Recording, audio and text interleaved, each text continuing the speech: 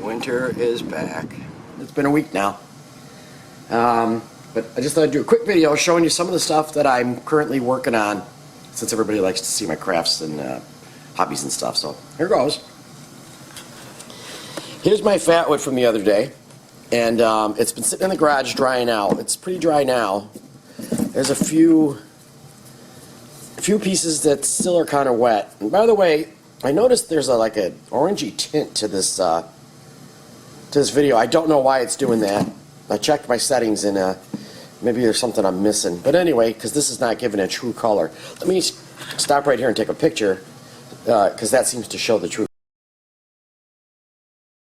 There we go. All right, for whatever reason, the one setting I had the camera on was making everything look orangey. This like makes everything look all washed out in comparison now. Anyway, I went through the fat wood, and actually there was two pieces. Well, one piece, because I split it in half. There was one branch end that looked like it was fat wood, and then after I dried it out pretty good, I realized it wasn't. But this stuff, holy moly, this stuff is fat wood. Here's a piece that was actually in that one video. Of course, it's all busted up pieces, but I actually held it up and I made the comment in the video. I've been fooled by the wet wood before, and I'm wait till I get home and dry this out. But I'm positive that this chunk is fat wood. Here it is, and I don't know what happened to that missing fourth piece there. But I had held it up to the camera and showed it, and blah blah blah. It's so wet. As a matter of fact, it's still wet. But at this point, I scratched it the other day, and it wasn't burning like fat wood should. So it is a possibility that that one is simply just a chunk of solid wet wood. So it's still sitting there drying. Here's another project. This little grill my son found in the throw-out piles. They do it from town to town. And when his landlord was emptying out the garage, he had workers come in this old garage that's on the property. They were throwing the stuff out. They tossed this, and I took it, because I said it's the cutest little grill. So far what I've done is rebent this part back, and as you can see, it's just rusty. It's no through and through. But I bent that back already, back into the right shape. And this has these brackets that I've already removed. They sit on the back and they hold the grill surface, that thing right there. And these were all bent, so I'm still working on these. They also, someone had at one point replaced the screws on them. Hence, really long screw, really short screw, so I got to get a set that matches to put them back on.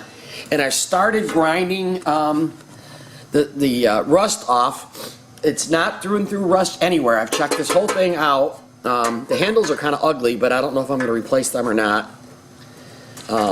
But so far what I'm going to do is I'm going to get that black stove paint. I'm going to sand off all the loose paint, all the rust that's flaking on it, and repaint this and get it all set up. And it's a little charcoal grill that I think is going to be cute in the summertime to just do some hot dogs or something on, instead of having to mess around with the propane one. If I don't want to, it's nice to have a choice. So that's a project. Let's go inside and I'll show you a couple more.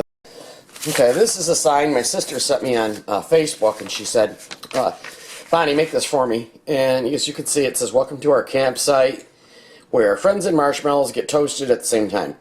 And it's kind of hard to see this, but it appears to be like a little 3D fire, a little mug of beer, and then marshmallows.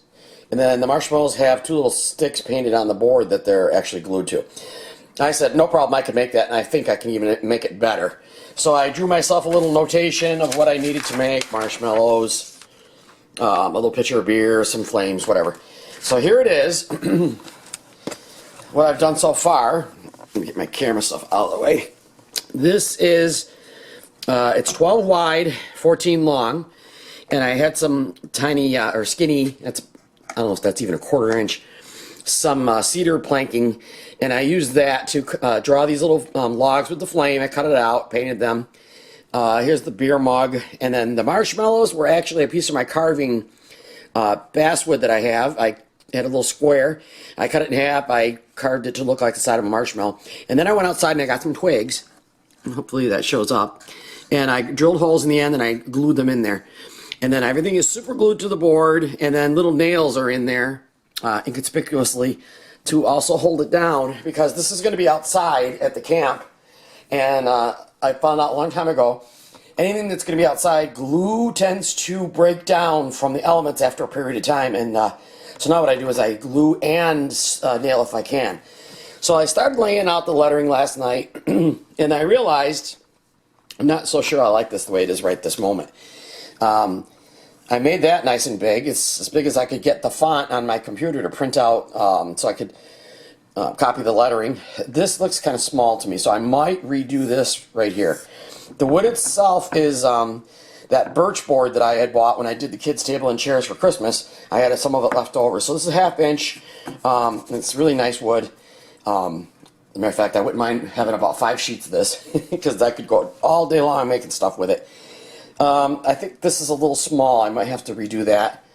Welcome to our campsite where friends and marshmallows get toasted at the same time, and when I'm all done, I'm going to spray it with some kind of a varnish finish and put a hanger thing on the back, and it'll be done. So that's how far I got with this.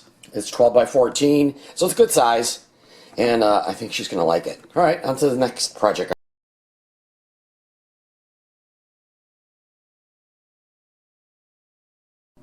Okay, here is, I'm back in the living room again, my table O projects.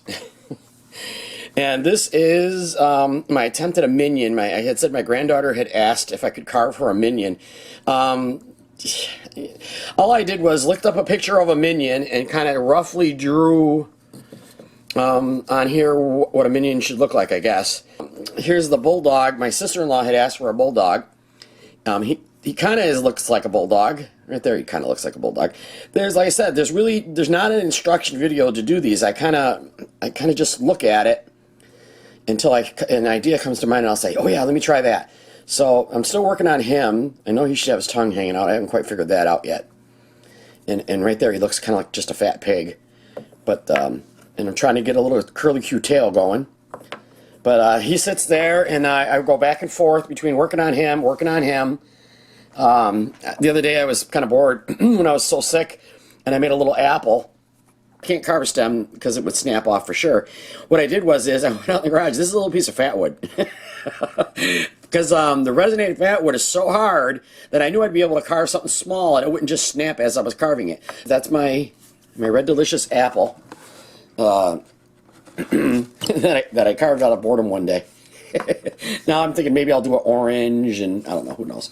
So I still am working on the kids' pouches. I do when I'm bored with carving, I'll pick up the pouches and start lacing them up again. And so that's where I'm at right now. I've got the grill outside to do. I'm working on my sister's poster, my granddaughter's Minion, my sister-in-law's bulldog, the kids' pouches, and I'm sure before I'm done with the day today, there'll be another project. That's how it all. Lately, everybody's been showing what they've been buying at the store, and what kind of good deals they got or whatever. So I thought I'd show you what I picked up the other day. Went to Harbor Freight for the first time ever because they opened a new one up in my area. And my son and I went on a little shopping spree.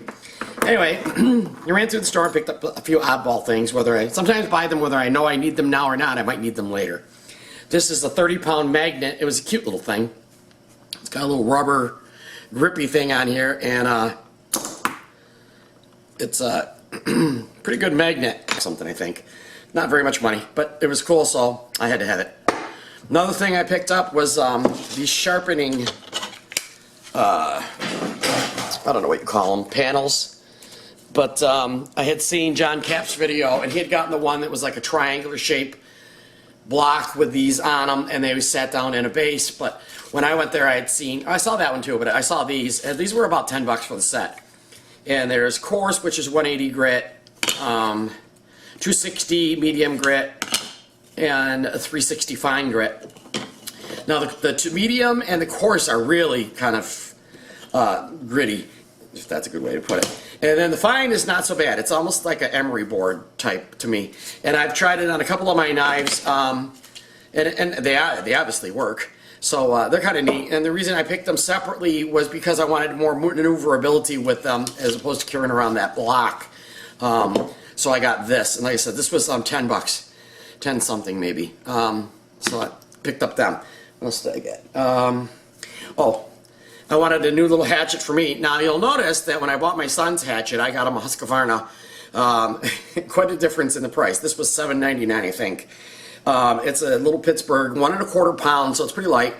14-inch long handle. It's, you know, plastic fiberglass handle. It's got a little rubber guard. I've been working on putting an edge on it. Wasn't really very sharp.